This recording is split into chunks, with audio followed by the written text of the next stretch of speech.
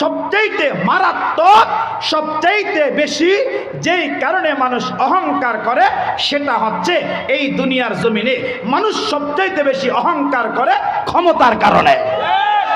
কারণ আমরা পিছনে একটা তাকবীর দিবেন জোরে, আমরা পিছনে এরকম 17টা বছর আমরা দেখছি আমাদের দেশের এক প্রকার জালেমেরা, এক প্রকার বেঈমানেরা ক্ষমতা পাইয়া আঙ্গুল ফুলা কলা গাছ হইয়া 17টা বছর আমরা বহু কষ্টে কাটাইছি।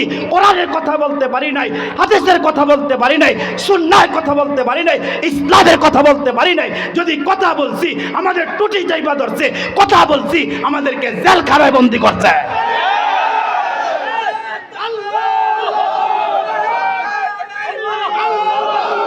আমরা দীর্ঘ 17টা বছর ইসলাম নিয়ে বাঁচবো, ইসলামের কথা বলবো, আমাদেরকে বলতে দেয় নাই। ওলামায়ে কেরামের টুটি চাইবা ধরছে। হক কথা বললে, সহি কথা বললে আমরা দুর্নীতির বিরুদ্ধে বলেছি, আমরা এই দুনিয়াতে টেন্ডারবাজদের বিরুদ্ধে বলেছি, আমরা চোরের বিরুদ্ধে বলছি, যারা আমাদের দেশের সম্পদগুলাকে চুরি কইরা কইরা বিরাতে পাচার করছে তাদের বিরুদ্ধে বলছি। আর ওলামায়ে কেরামকে দইরা দইরা ওই জেলখানা নামের আয়নাঘরের মধ্যে জালেমরা বন্দী করছে। এমনকি আমরা দেখছি ভাই, খুব দুঃখে কলিজা ফাইটা যায়।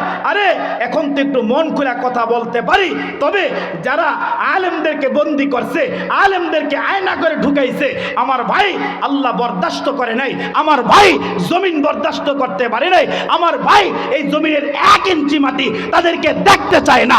এই জন্য জমিন তাদেরকে ভূমি কইরা মানুর বাড়ি দিল্লি পাঠাইয়া দিছে। আলেম তো এখন দেশই আছে। আল্লামা মামুনুল হক আছে না নাই?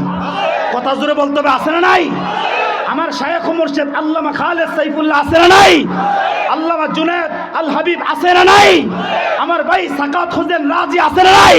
কিন্তু যেই জালেমরা আলেমদের বন্দী করছে, আলেমদেরকে এরকম টুটি চাইবা ধরছে, দিনের পর দিন নির্যাতন করছে, আলেমদেরকে দেশ তারা করছে, আল্লাহ তাআলা বরদাস্ত করে নাই, জমিন বরদাস্ত করে নাই। ক্ষমতা পাইয়া অহংকার করছে, এই জমিন তাদেরকে থাকতে দেয় নাই, আলেম রাখছে, আর তাদেরকে জমিন বাসায়া বাসায়া ভূমি কইরা ওই মামুর বাড়ি দিল্লি পাঠায়া দিছে।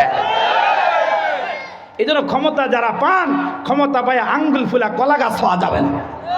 ক্ষমতা পাইয়া আঙ্গুল ফুলা কলা গাছ হওয়া যাবে না। বলেন তো ক্ষমতার মালিক কে? আর যেরকম ক্ষমতার মালিক কে? এই দুনিয়ার জমিনে ফেরাউন ছিল কি ছিল না?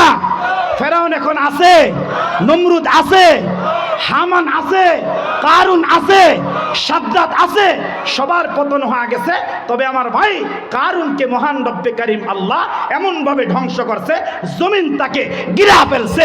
আমার ভাই নমরুদকে এমন ভাবে ধ্বংস করছে, আল্লাহ তাআলা সুস্থ কোনো জাতি দিয়া নয়, সুস্থ কোনো প্রাণী দিয়া নয়, ওই বেঈমানটা পয়গম্বর ইব্রাহিম খলিলুল্লাহর সাথে বেয়াদবি করছে, অন্যায় করছে। আল্লাহ তাআলা ওই বেঈমানটাকে একটা ল্যাংড়া মশা দিয়ে আল্লাহ ধ্বংস করে দিয়েছে। এই জন্য যারা ক্ষমতা পাইয়া আলেমদের লাগাম টাইনা ধরতে চান, ক্ষমতা পাইয়া যারা আমাদের বাক স্বাধীনতাকে হরণ করতে চান, সাবধান আমার ভাই, সাবধান। আপনাদেরকে ব্যথা দেওয়ার জন্য বলি না, আপনারা আপনাদের জায়গায় থাইকা রাজনীতি করেন, আমরা নিষেধ করি না।